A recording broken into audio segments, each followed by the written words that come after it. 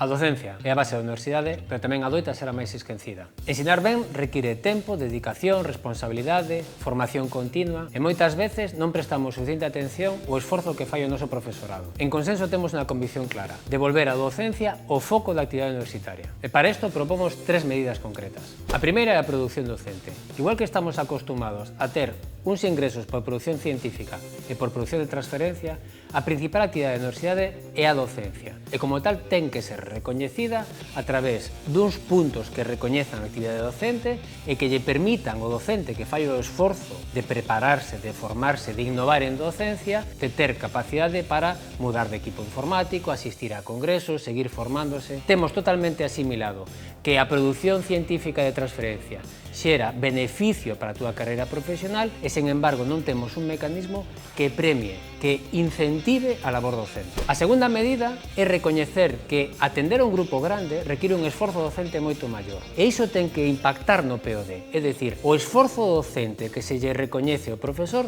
ten que, de alguna forma, reflectir cando o grupo é grande e, polo tanto, a avaliación continua, a atención de tutorías, a revisión dun exame require máis esforzo. O que imos propor é un multiplicador para que os grupos grandes teñan un impacto en POD recoñecido do docente maior. A terceira medida é avanzar cara a unha planificación plurianual do POD. Non pode ser que pequeniñas fluctuacións ao longo do curso vaya facendo que mudemos a organización docente do departamento. Temos que utilizar unha proxección a futuro das necesidades docentes dun departamento para prever a contratación de profesorado e que esa plurianualidade nos permita unha programación estable que evite fluctuacións de grupos e de dedicación do profesorado. Temos que volver a pôr a docencia no foco da actividade universitaria, que temos que recoñecer o esforzo docente do noso profesorado, que os tamaños de grupo impactan na responsabilidade na tarefa docente e que temos que facer unha planificación plurianual dos PODs. Temos que revisar a forma na que organizamos a nosa docencia, na que recoñecemos o esforzo docente e na que incentivamos o noso profesorado